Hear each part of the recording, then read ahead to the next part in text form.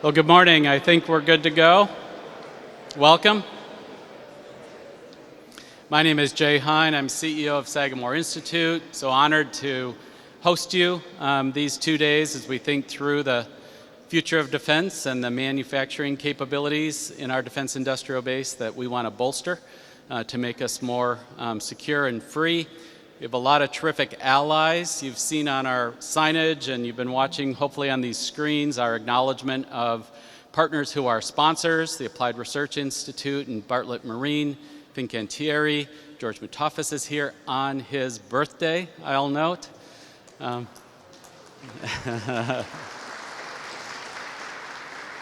Northrop Grumman, Rheinmetall, General Atomics, and Hanwha, and you will have heard or will hear from leaders of each of these companies because they've generously sponsored this event. More importantly, they're in the fight, and they're helping to lead the fight and joining us by mission, so we're so grateful for that. And I also want to acknowledge what's on the back of your chairs. Very cool swag bag, hope you'll enjoy it.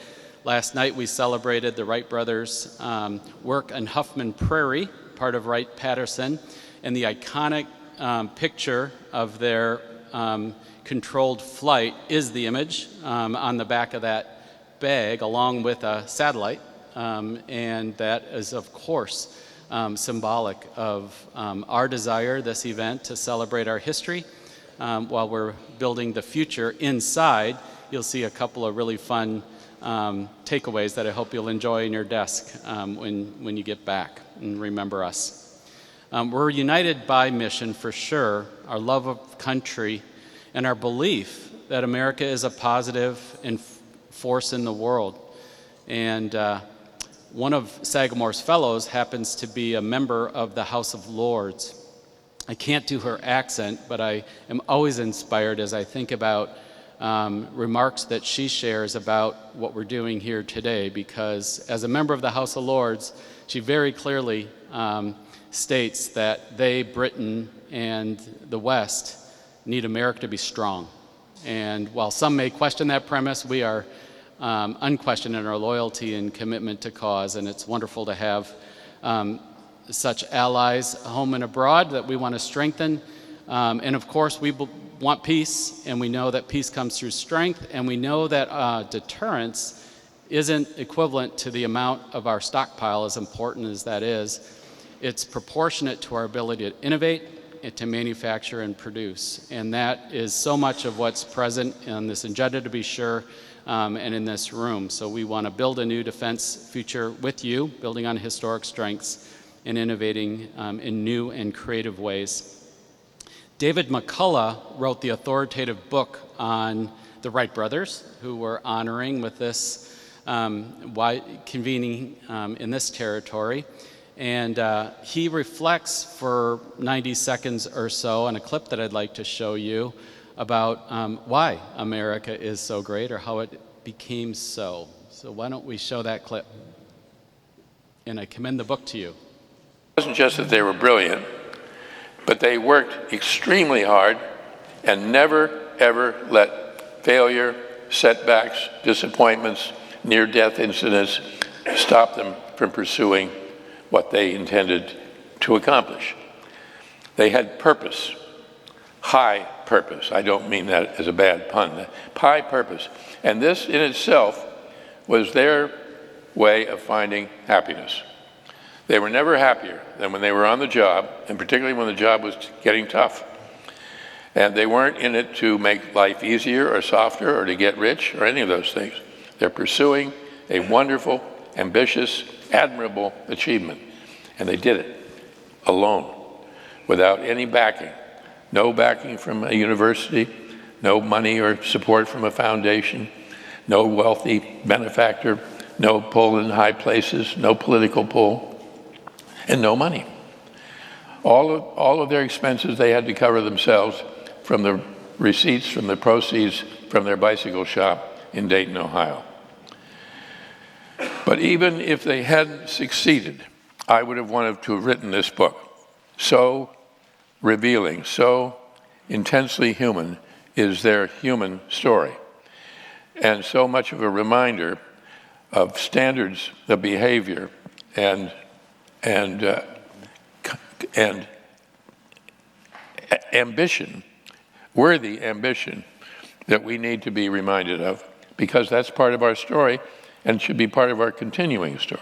There's a wonderful moment early in the book when you quote or paraphrase Wilbur as saying, in order to get ahead in life, you need to pick a good father and mother and then live in Ohio. Yeah, right. So That's There you go. Just That's so much of what we see in the Midwest, the patriotism, the grit, and the neighborliness represented by these heroes, depicted so powerfully in the book that I commend to you for sure.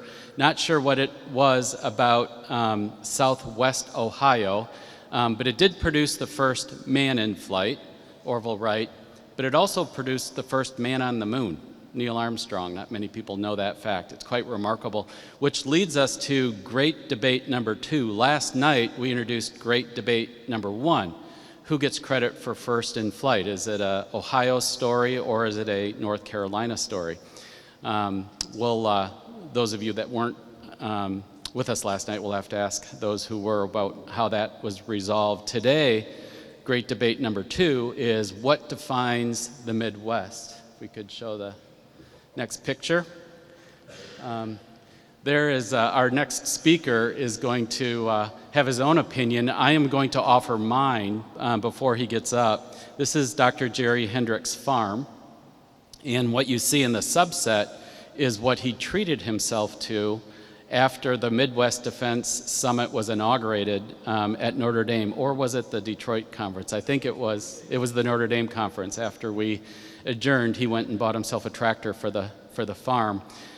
So this farm is located near Angola, Indiana, which is 70 miles from Notre Dame, which was site number 1, 140 miles from Detroit, which was site number 2, and 170 miles to today. So at least one definition of the Midwest, according to Jerry Hendrix, apparently is under a couple hundred miles driving distance to the farm. So we'll get into it in a little bit more granular detail maybe later, but it was one of the better days of Sagamore Institute several years ago when Dr. Hendrix called me and said that he wanted to come home after a couple of decades of distinguished service wearing the uniform and a thought leader working for the Smith Richardson Foundation and others on war scenarios and material that we need to win in the future. He said he wanted to do that work from the farm and in partnership with us, which was a great honor. So we began that conversation through a project on naval presence. He started the investigation of how many ships do we need and what type of ships do we need, and it was the insight gained from that work. I won't steal his thunder. He's going to reflect on some of these things in a minute. But it was doing that hard, rigorous research that he had an aha moment, which was it almost doesn't matter how many ships we need and what type of ships we need if we can't build them or build them to speed and scale to meet the threat. And that led to today in many respects. It led to the mission of the Midwest Defense Summit and a strategy, which is to shape policy in Washington to be more conducive to the innovative posture that we need moving forward, but to build on the historic strengths of the defense industrial base in the upper Midwest and across the country for sure.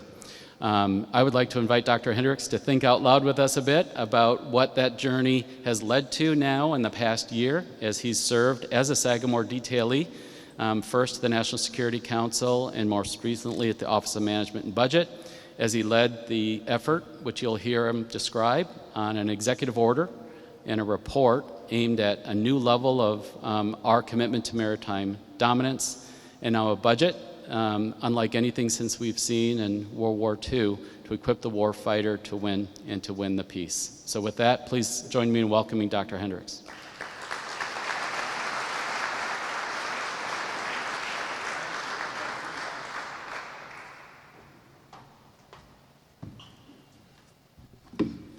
Kind of glad they took that picture down. It's so beautiful.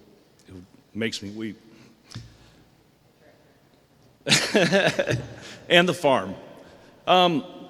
So, 20 years ago, I was I wanted to kind of give the presentation this morning about this think tank and about the opportunity that it's provided and the thought that went into it, and then also the results, and then where those results are going. So that's sort of the tell them what you're going to tell them portion of this presentation.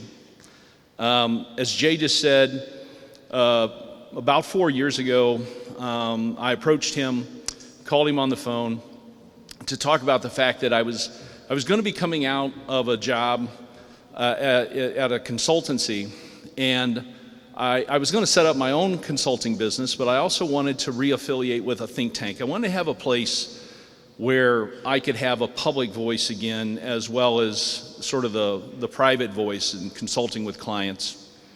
And I was looking around for a think tank, but I had found that since my retirement from active duty from the Navy, I'd originally affiliated with a think tank in Washington, D.C. that billed itself as bipartisan and pragmatic, but I had found that the sense of bipartisanship had shifted.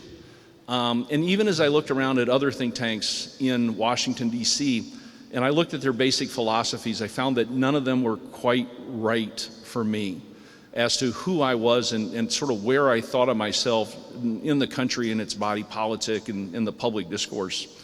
And then I discovered that Sagamore Institute, a think tank founded by Jay Hein and Senator Dan Coates. Dan Coates, who had been Representative Coates, who had represented my home state, or my home district, then the 4th District, now the 3rd District of Indiana. A man who literally I had driven around in town hall meetings in my 1972 Chevy K5 Blazer, which was my first vehicle, and in fact had once gotten him lost trying to get him to the Fremont Town Hall because I wasn't quite sure where it was, but I told him that I was. So anyways, that's a long story, which he still gives me a tough time about. He says, the Navy actually let you navigate airplanes? You couldn't even find Fremont.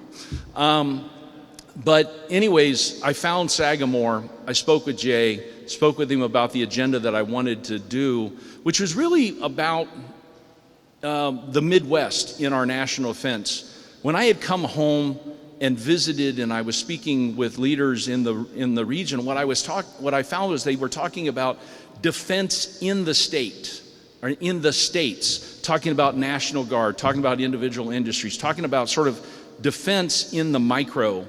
But I wanted to talk about the Midwest in our national defense. I wanted to invert the telescope and talk about our region and what we brought, the tremendous industrial manufacturing potential, the workforce that we had that was there to contribute in ways that other regions of the country just simply are not set up to do. Jay and I talked about the concept of the mega region and the way that these different aspects of the country are bound together. And when I laid out essentially the 5 underlying principles of the Midwest, in the way that I looked at them, we sort of shook hands and said, yes, let's go. One of the things about the Midwest is obviously we have blue-collar workers who are skilled tradesmen who are not interested in moving, okay? There's a particular reason within our culture, and you can see it every spring, that first sunny spring weekend, when everyone in the Midwest gets up and they go out to the cemetery to tend the graves of their kin. First nice weekend, make sure everything's getting ready, okay? We don't move away from our dead. It's a kind of a strange thing about Midwesterners. We take pride in who we are, where we're from, and of whom we are from. So anyways, I started work on this and about Midwest reindustrialization. And of course, I'm a Navy guy, so I'm going to talk about shipbuilding. And I'm going to talk about the Great Lakes. And I'm going to talk about the Ohio River, and I'm going to talk about the Mississippi, because I think it's the part of the country that's somewhat ignored. And so we started to build out this literature and language about shipbuilding and the maritime industrial economy in the country, but we were going to grow it from the inside out as opposed to East Coast, West Coast, or Gulf of America. We're going to look at it, essentially from the heartland going outward. And so that is kind of where we started. And over the next 3 to 4 years, we did a significant number of studies. We did the Smith-Richardson study on naval presence. We started doing the conferences, both the Sagamore Summit as well as the Midwestern Defense Forum, where we started to bring together leaders on this. And so in many ways, we developed a plan. And I was writing about that plan, both in our internal studies, but also in professional literature. So, had a number of articles about the Navy we need that appeared as the cover for National Review. And then the big thing, sort of like the bucket list thing for me, because I'm a scholar of Theodore Roosevelt and Alfred Thayer Mahan, and I knew that the first articles of these two men had appeared in a minor magazine of their day called The Atlantic magazine. And so we pitched The Atlantic about writing an article about sea power, and I pointed out to The Atlantic's editor that he had not had an article on sea power in his magazine since 1993. And so they took it.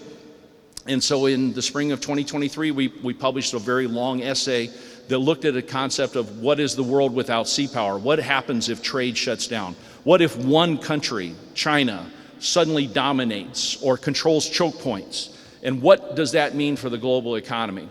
And in that article, I recommended that one of the things that we should look at in the country, because Senator Todd Young had just passed the CHIPS Act to reshore chip manufacturing back to the United States, I suggested that the next step should be a SHIPS Act, because far, far too much of our shipbuilding capacity had moved overseas, starting in the early 1980s. And so that created a conversation.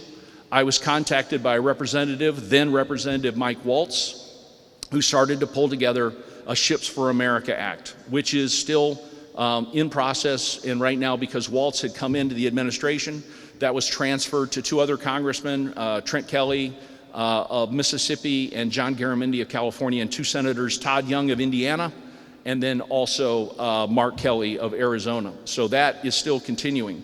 But that was an idea that it began here at Sagamore because of these conversations that we're having with industry. But then a funny thing happened on the way to the circus. Mike Waltz called me and asked if I would be interested in joining the administration. At that point in time, I was very concerned about taking too much of a pay cut.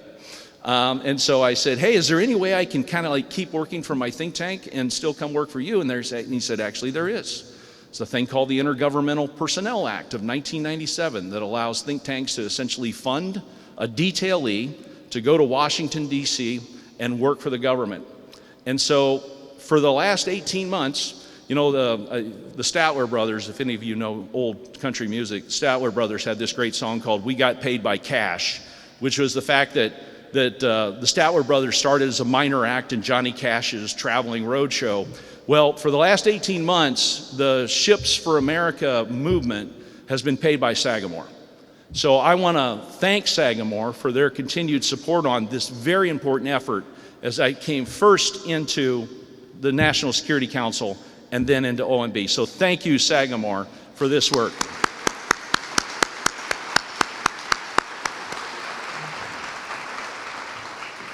So we all showed up by secret on January 20th and 21st. I actually joined the administration on January 21st, came in at noon. My immediate boss had shown up the day before. There was one guy in this new office that Mike Waltz had created in the National Security Council called the Maritime and Industrial Capacity Directorate. And for the next 6 months, my job was I did an assessment of all the shipbuilding capacity in the country, identifying 164 yards, identifying 48 different ships that the U.S. government required, that we knew that were out there, outstanding requirements. And this was whole of government and whole of nation approach. So I wasn't just looking at the Navy. We were looking at the Coast Guard. We were looking at the National Oceanographic and Atmospheric Administration. We were looking at the National Park Service, who, by the way, had a ship that they needed built and been waiting on it for a while. So we created this shopping list, and then we created the industrial base map. And then we took that, and we were working on that, and then the president announced the formation of our office in his March joint session, address to the joint session.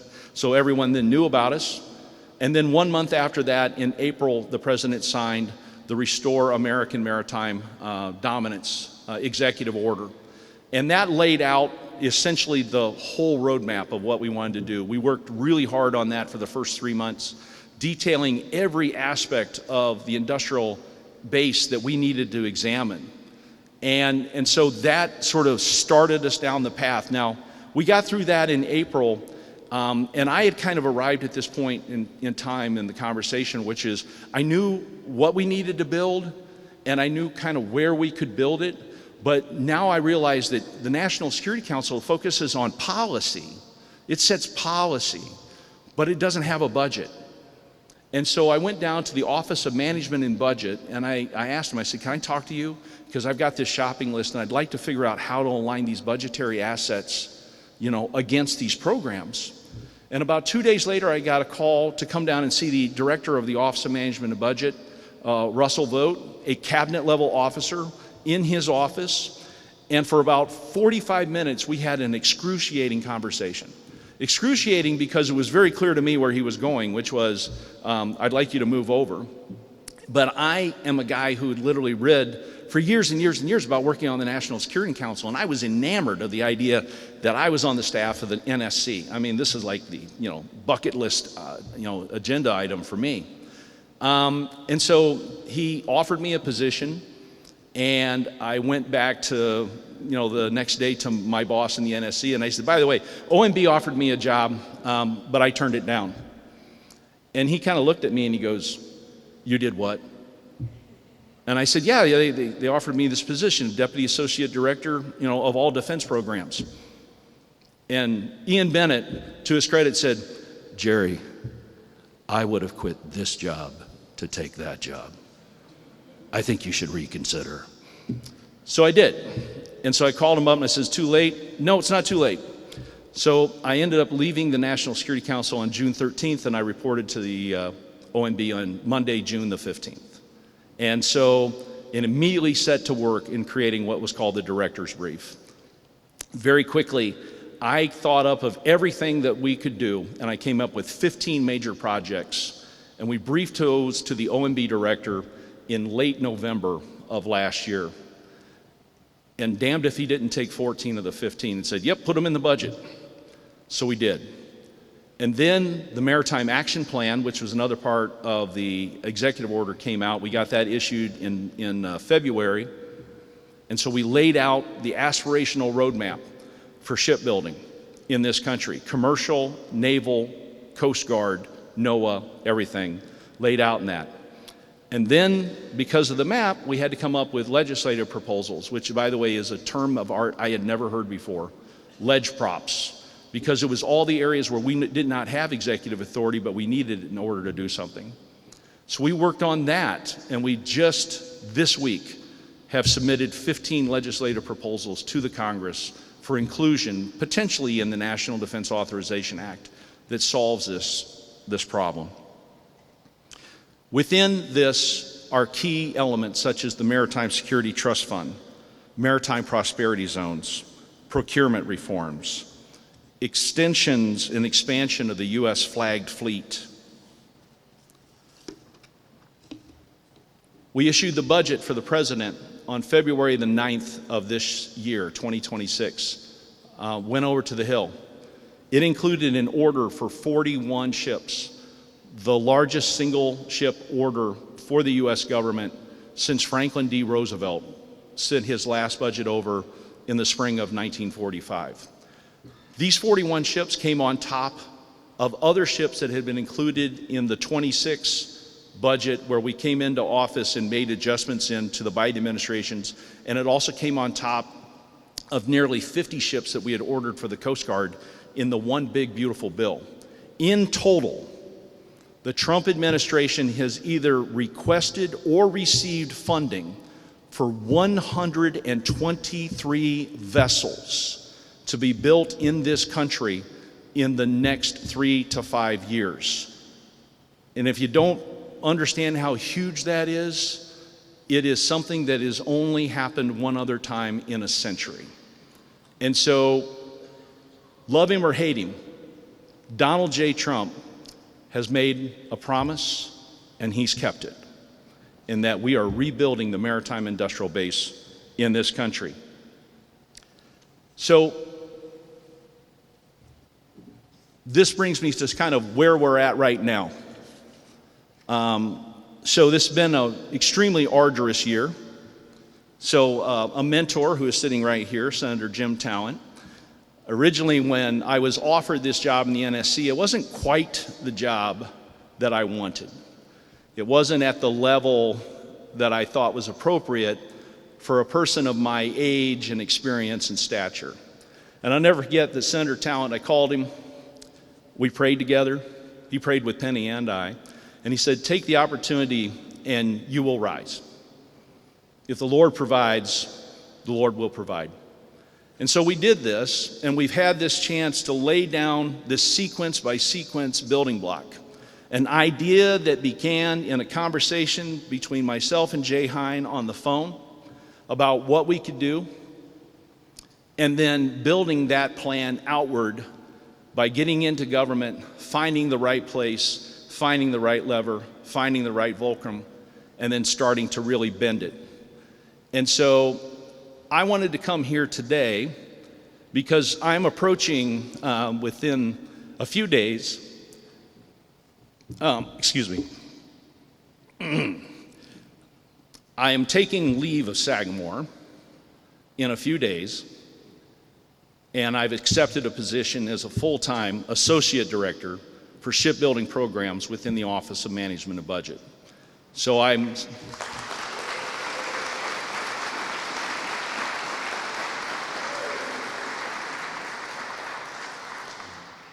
thank you. The opportunity is just too great, and the moment is now. This is truly a historical event for our nation, and to have an opportunity to take the ideas that are so important to me and continue to manifest them is just too great of an opportunity to pass up. So I'm going to step away from my role with Sagamore. I will have to officially recuse myself from Sagamore for a period of time. But I'm going to continue to work not only on Sagamore's agenda, but on the Midwest agenda and on our nation's agenda on this aspect of shipbuilding. And I will tell you, because this is the Midwest Defense Summit, that the Midwest has always been key and crucial to me. It is a unique place in our country in the terms of the sheer capacity of its people. So no other place in the country has 5 feet of fertile topsoil. No other place in the country's got 500 years of fresh water if it never rains again.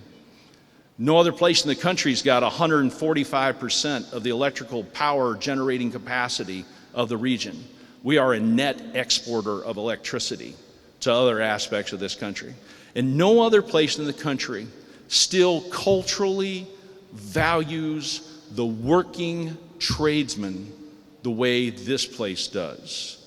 We Midwesterners find our identity in our work, and our work is our identity. David McCullough talked about the Wright brothers. Wright brothers didn't get up in the morning to make money. And they didn't get up in the morning to be satisfied with bicycles.